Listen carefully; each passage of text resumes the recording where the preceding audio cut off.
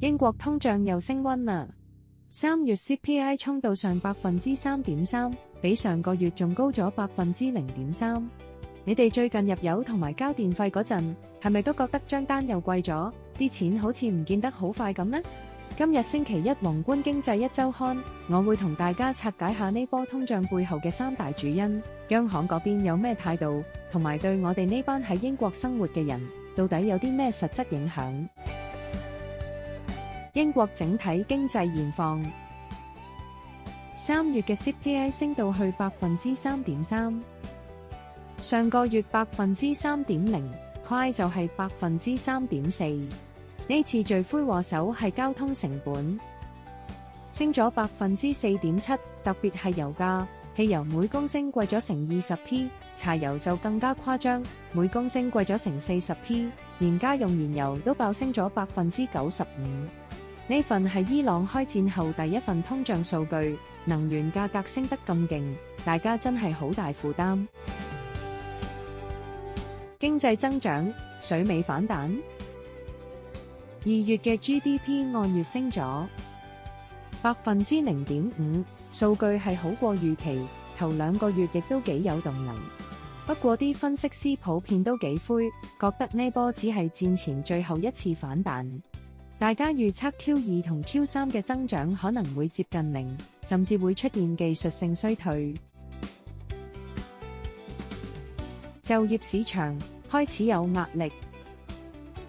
而家失業率大約喺 4.9% 至 5.2% 左右，後生仔失業嘅情況就更加嚴重。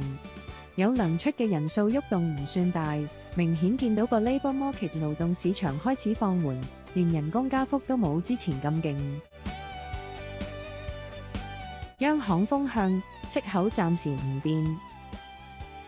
大家預計 Bank of England 喺4月30號會維持息率喺 3.75% 唔變，今年內好大機會都係咁。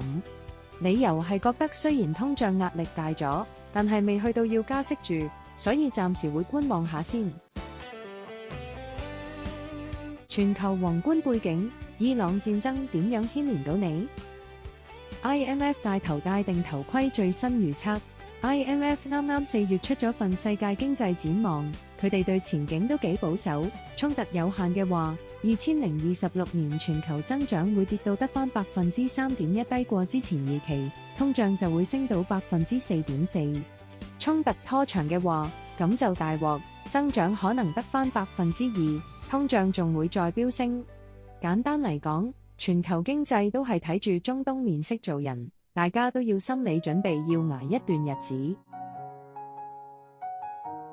能源同供應鏈中招，中東一打仗，最直接影響就係油價。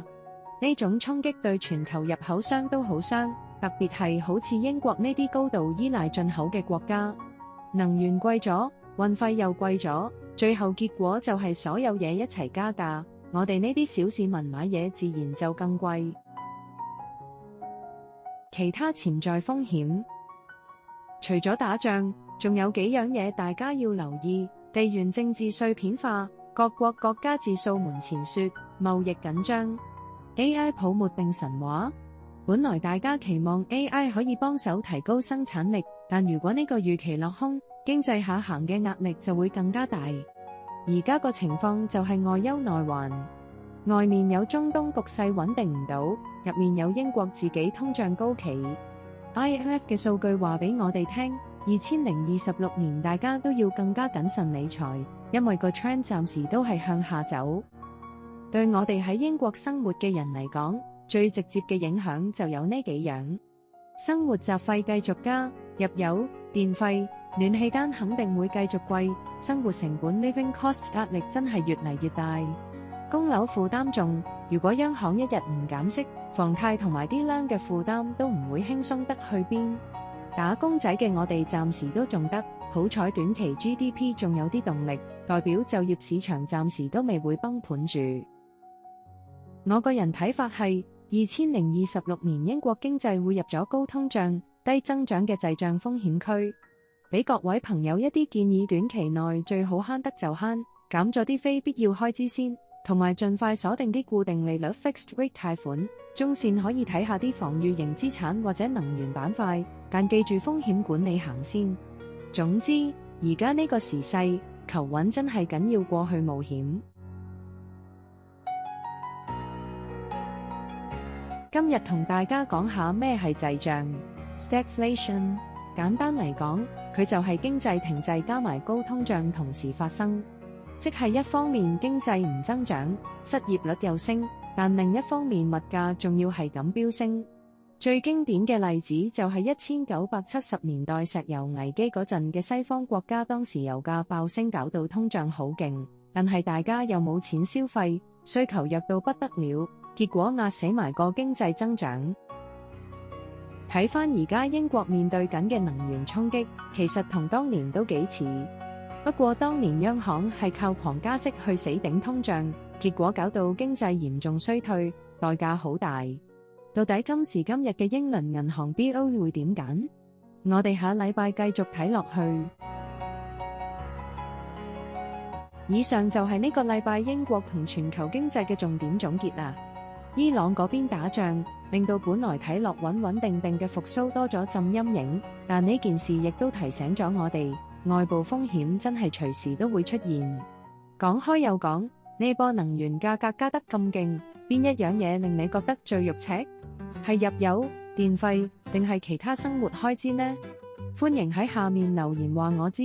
如果你鍾意呢類宏觀分析，記住 like、comment、subscribe 啦。我哋每個禮拜一都會見面。禮拜二英倫時事放大鏡，我會同大家傾下英國國內另一單好重要嘅時事。多謝收看，我哋下集見。